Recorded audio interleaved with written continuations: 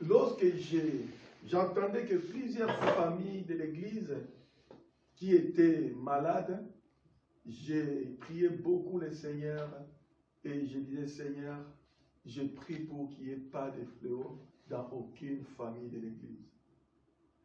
J'attendais, c'était mardi que la famille de Sadi m'a appelé pour me dire que nous sommes frappés de corona.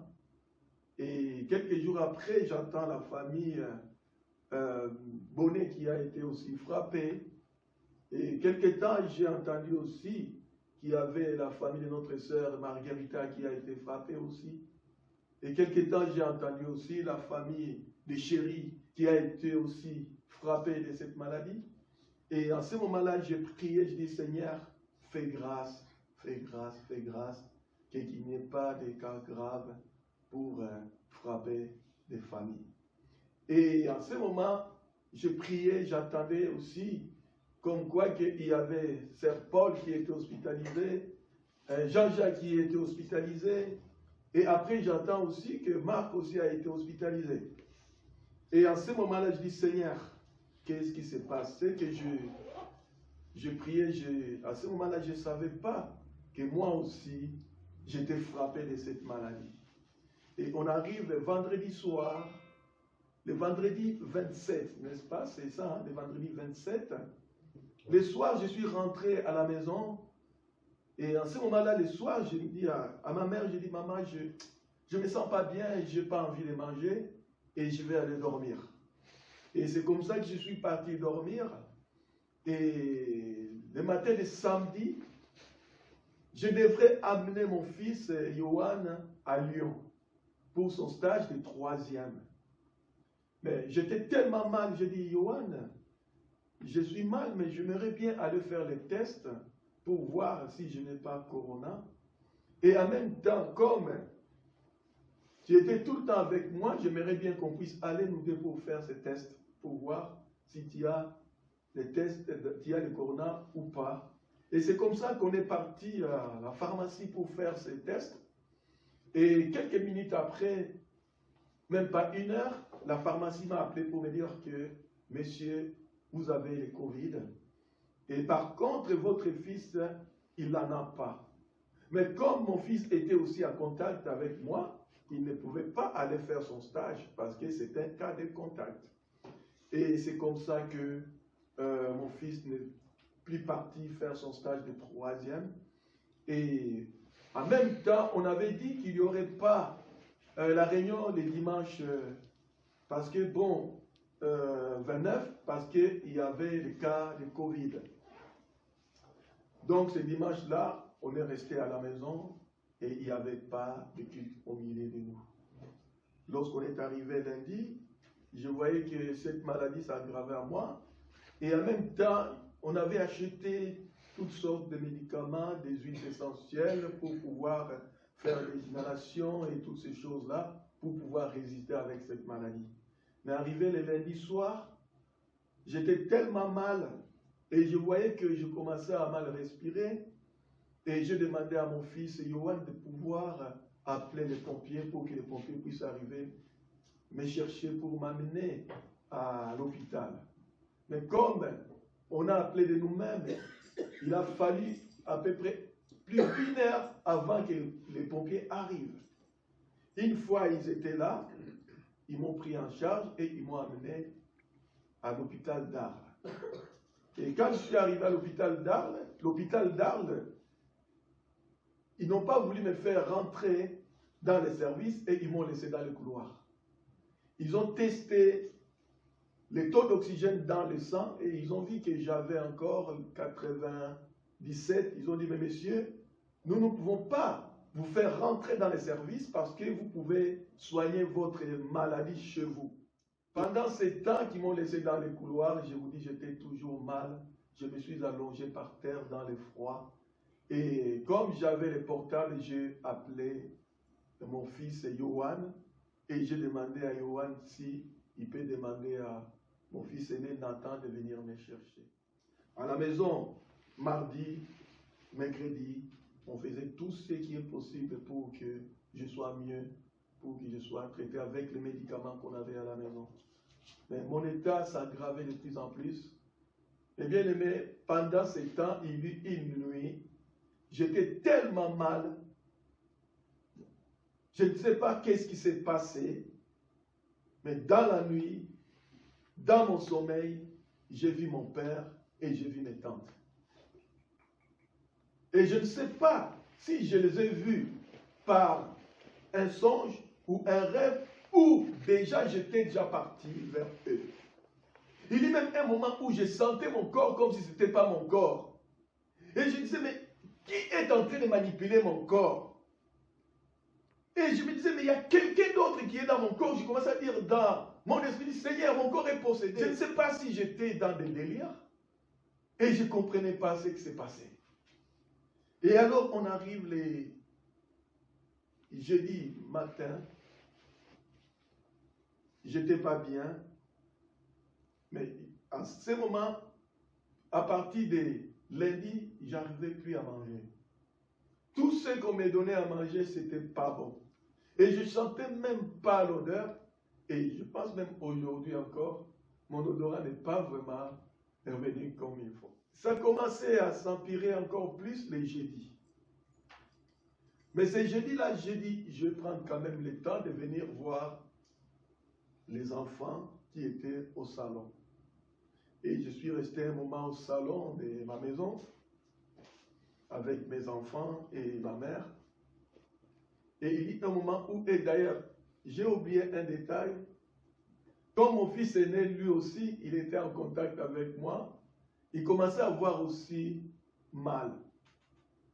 Et c'est là où je lui ai dit, il faut faire les tests. Et il avait fait les tests le mardi, je pense, le mardi, c'est ça. Hein?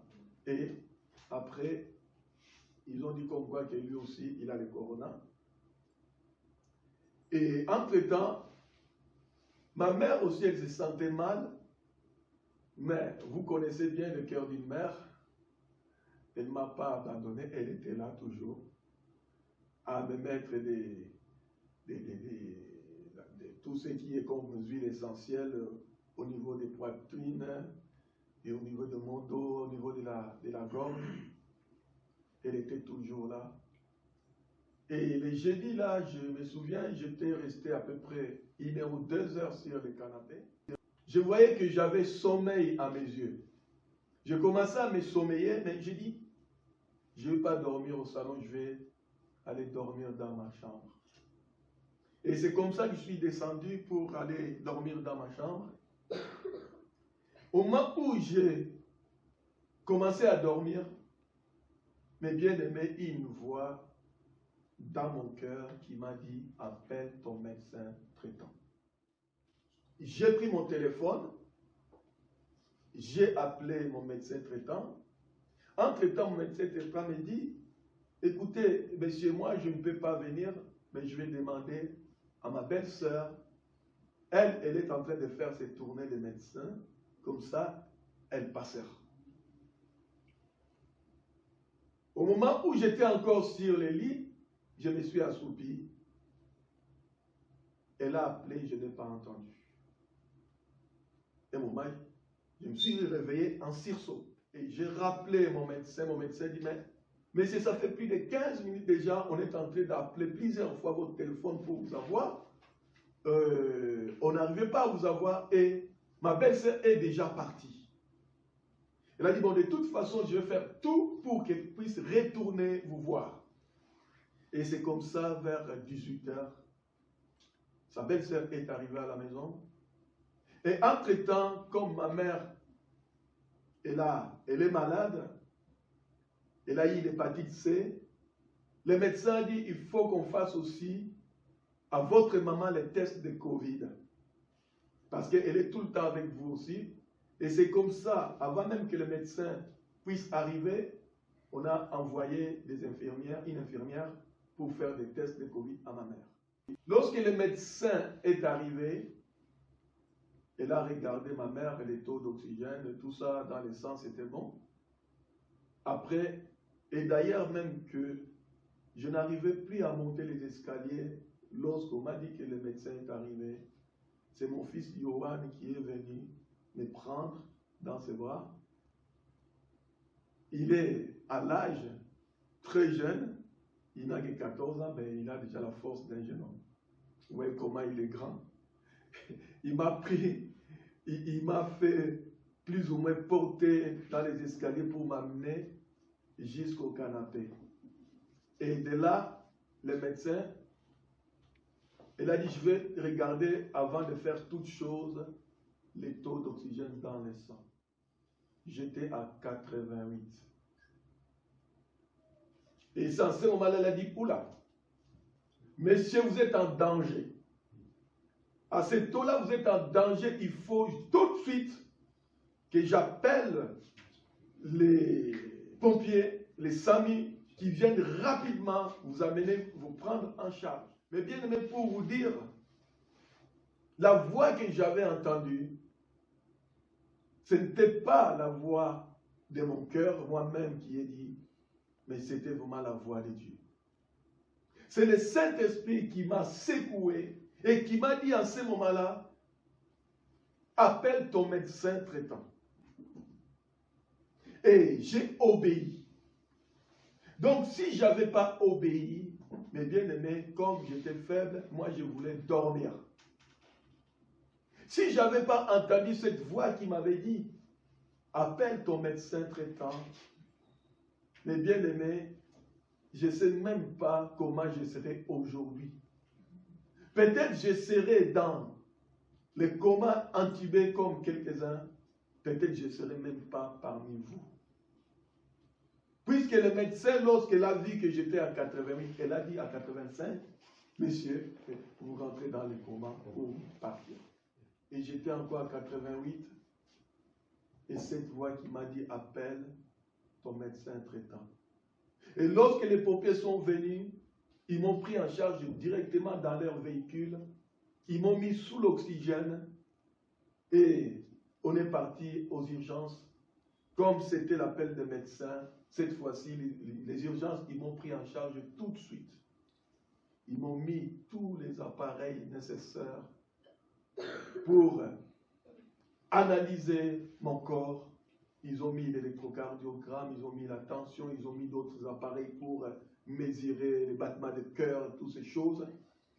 Et en même temps aussi, ils m'ont amené rapidement à faire les scanners de mes poumons.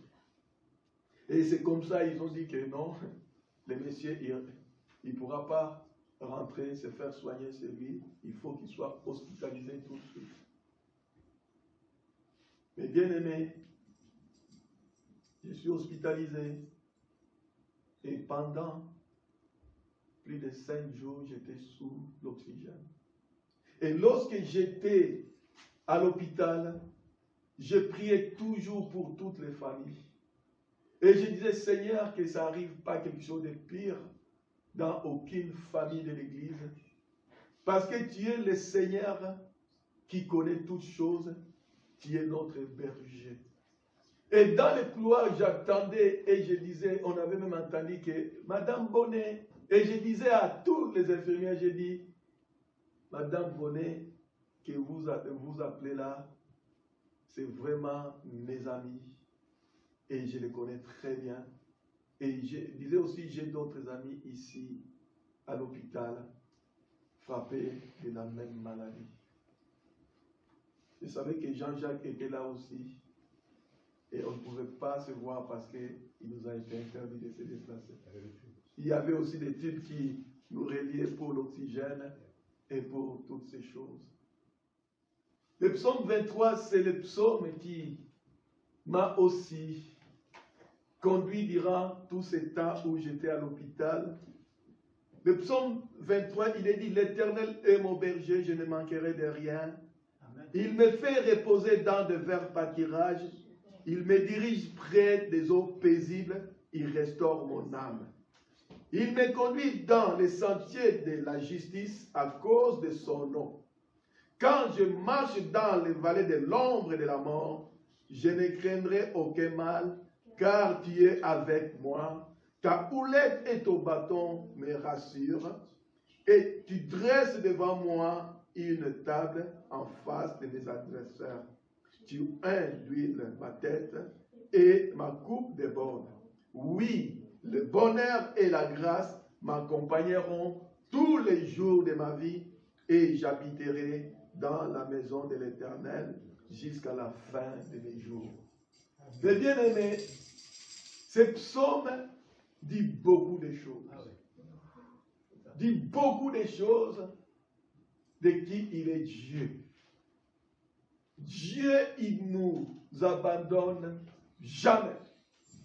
Dieu, il a été avec nous, même si nous étions secoués par cette maladie, Dieu est toujours là. C'est lui en qui nous avons cru, il ne nous abandonnera jamais. Il a été toujours là pour vous dire que en ce moment où j'étais dans ce calvaire, de plus en plus, l'amour de Dieu rentrait dans mon cœur. De plus en plus, je comprenais que la vie n'est rien, seulement un petit fil. Ça peut se couper le jour au lendemain. Je voyais aussi la haine des gens et aussi l'amour de Dieu. Entre-temps, Dieu me mettait de plus en plus l'amour des gens. Et je disais, Seigneur, tu es vraiment amour. Et ton amour dépasse notre amour. Le monde ne connaît pas l'amour de Dieu. Dieu, il a dit, dans la loi qui est essentielle, tu aimeras ton Dieu de toute ton âme, de toutes tes forces, de toutes tes pensées. Et il a dit aussi, tu aimeras ton prochain comme toi-même. Et lorsque j'ai traversé dans cette maladie, j'ai commencé à avoir cet amour d'aimer ton prochain. C'était quelque chose qui venait de Dieu. Dieu m'a donné cet amour d'aimer même ceux qui me font du mal, d'aimer même ceux qui me persécutent, de pardonner toujours, d'être prompt à pardonner. Que nous ne soyons pas des gens qui cherchent à se venger, mais de pardonner toujours. Parce que Dieu nous aime. Dieu veut que nous pardonnions à tous ceux qui nous offensent. Dieu, d'ailleurs, si nous regardons dans la parole de Dieu, nous voyons que le sang d'Abel réclamait la justice devant Dieu. Mais le sang de Jésus proclame jusqu'aujourd'hui le pardon. Les bien-aimés, pardonnons-nous les uns les autres. Et même si le monde est mauvais contre nous, nous ne pouvons pas rentrer dans la loi de œil pour œil, dent pour dent. C'est là où j'ai compris que lorsque le Seigneur a dit, si on te frappe de la joue gauche ou droite, tends l'autre joue. C'est difficile, humainement parlant, mais lorsqu'on est rempli de l'amour de Dieu, on regarde ça, on dit c'est possible. Même si ton ennemi qui t'a fait du mal et il te demande quelque chose ou tu le vois dans une situation de malheur, le Seigneur nous dit de tendre la main même à notre ennemi. Et cet amour-là, mes bien-aimés, je l'ai expérimenté. Aujourd'hui, j'ai envie de parler de l'amour de Dieu à tout le monde. Je vous dis clairement, on ne sort pas de cette maladie comme on était. Surtout lorsqu'on est rentré dans des cas qui est critique. Nous avons entendu le message de notre frère Marc la semaine dernière et nous avons aussi entendu le message de notre frère Jean-Jacques. On voit combien les deux et moi-même nous sommes transformés par l'amour de Jésus. Mais bien aimés, pour terminer ces témoignages, la parole de Dieu nous dit dans le psaume 34, il est dit ceci, quand un malheureux crie, l'Éternel entend. Et il le sauve de toutes ses détresses. Amen. Mais bien aimés, nous avons crié vers Dieu et Dieu nous a sortis de cette maladie. Et il est dit, l'ange de l'Éternel campe autour de ceux qui les craignent. Mais bien aimé, je suis convaincu aujourd'hui. Je connaissais Dieu. Mais aujourd'hui, je suis encore plus convaincu que Dieu existe. Et lorsque la parole de Dieu nous dit, l'ange de l'Éternel campe auprès de ceux qui les craignent, c'est une vérité. L'ange de l'Éternel, c'est Jésus-Christ lui-même. Parce que dans l'Ancien Testament, lorsqu'on parlait de l'ange de l'Éternel, on parlait de Christ. On parle de Jésus. Comme je vous ai dit tout à l'heure, cette voix qui m'avait dit, appelle ton médecin traitant, ce n'était pas ma voix, mais c'était la voix du Saint-Esprit. Il est dit ceci, mes bien-aimés, dans le même psaume, sentez et voyez combien l'Éternel est bon. Heureux l'homme qui cherche en lui son refuge. Mais bien aimés, nous tous qui sommes avec Christ, notre refuge est auprès de lui. Alléluia. Amen. Il est dit dans un autre psaume, celui qui demeure à l'abri du Très-Haut repose à l'ombre des Tout-Puissants, El Shaddai. Oui, nous nous reposons à l'ombre de El Shaddai. C'est El Shaddai qui nous garde et qui nous conduit chaque jour. Heureux l'homme qui cherche à lui son refuge.